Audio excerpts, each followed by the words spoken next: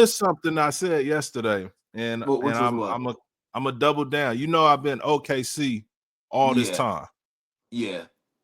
If Golden State somehow gets out of this Minnesota series and gets Steph back on the court, and if they get out of this round, I got Golden State going to the finals.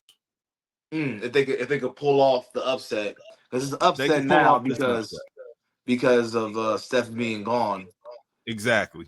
That is, yeah, I see why you would say that, and yeah, you have been OKC not just in the postseason, really all season. You've been talking Oh about yeah, OKC. No, I can yeah, see that, man, because and they almost pulled off a game yesterday. They were right there.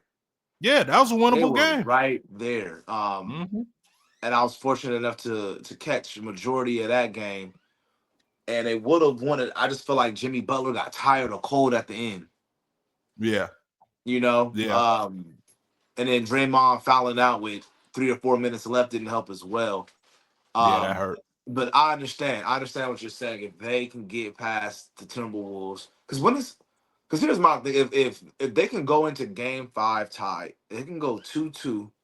Right. They could pull it off. But they have like this is a game. This next game for the Warriors is a Game 7.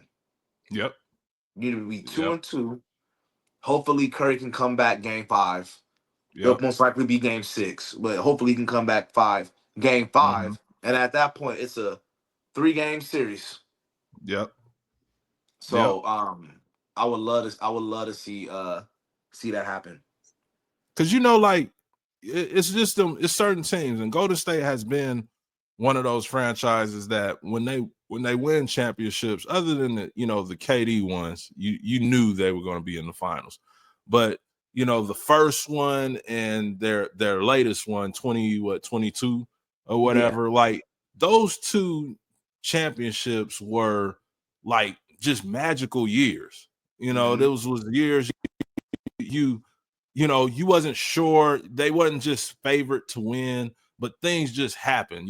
Steph was breaking records and Yeah. doing this, doing that. Everything was just clicking, and then they end up winning a championship. And I think that's what's happening right now. And if they get past Minnesota, that solidifies it for me. And I'm like, Hmm. at that point, I'm not betting against them, like No. because they have no business beating Minnesota with Steph missing over half the series. They Yeah. have no business getting out of this round. None. But if anybody go do it, it's gonna be them. They know how to win. They know how to win. Here's another thing, and I think I text this to you. Jonathan Kuminga, and I can't remember it was the last game or the game before. Instant offense, instant Mm-hmm. athleticism. They need to figure out. I don't understand why they're just now putting them in. They're putting them in because Steph is out. But that man, I'm not saying he has to start, Right. but Steve Kerr has to figure out a way to get whatever he can out of him, especially with Steph out. And then once Steph is back, if he comes back, Mm-hmm. still finding him minutes. I think really is going to come down to Buddy Hield and Kaminga, them stepping Mm-hmm. up. I think Jimmy Butler, we seen it last game. We seen the fourth quarter of the last game, but last game he stepped up. I think he had about 34 points, 33 points. Yep. Yep. Um, so it's more than possible, but I think it's Kaminga and Buddy Hield. It depends on what they do in Steph's absence. Mm-hmm. Mm-hmm.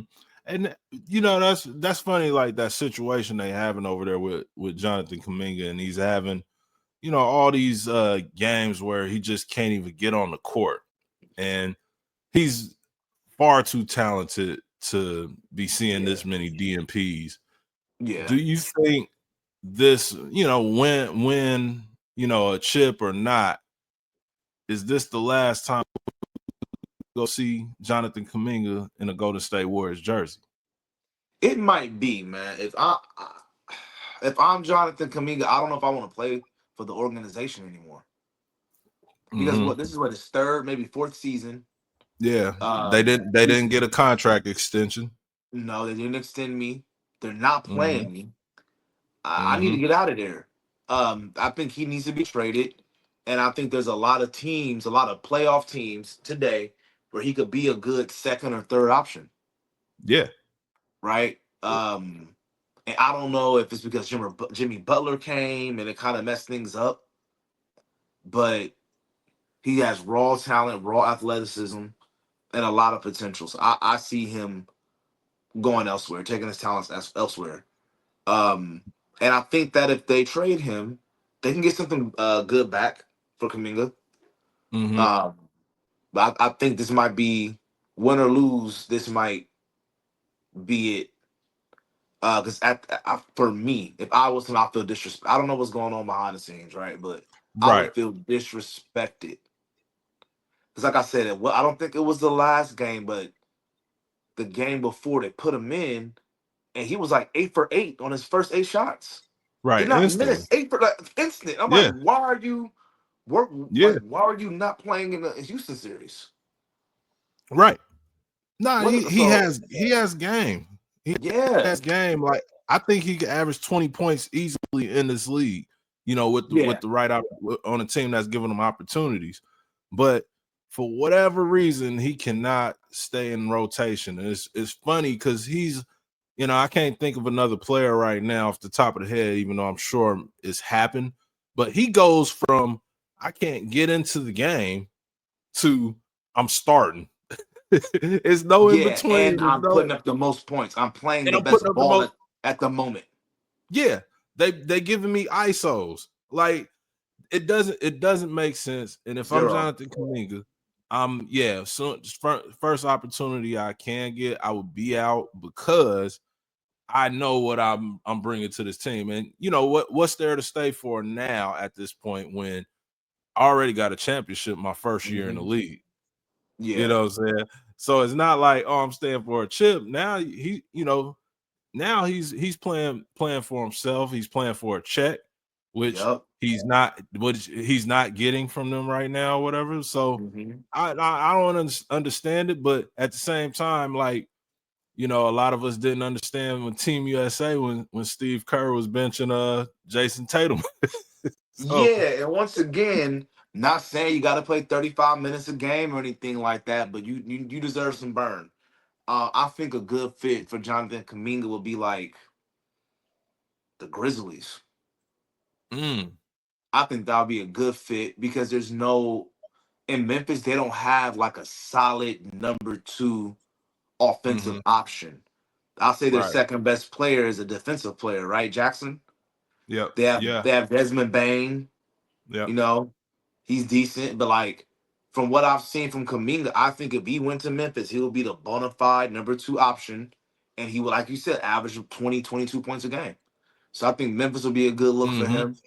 him. There's a lot of teams that could use him, but I think Memphis would be good because like he can I play. agree. It's a competitive team. They'll be competitive in the West, and it's a young team, and he could shine. He could grow and develop his game because Mhm. you don't want to. Because he can go to the Wizards like like Jordan Poole.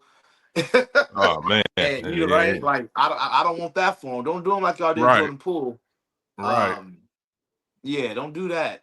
They had Jordan Poole out there looking like a scrub. He turned into the butt of all jokes. It was just the worst time for him to go there. The Draymond Green punch happened. Yeah, And then you go over there. That was a tough situation. it it was was. I don't think the an Warriors should have unwinnable got rid of him. situation. They should Yeah. have kept him. I would have been like Draymond, Jordan, y'all gonna figure this out because that's your future you mortgaging. Right, right. But You know. Jordan, because he averaged 20 that year. That year they won Hmm. won the chip, 20 off the bench for the most part. Yep. But So but he looked very promising.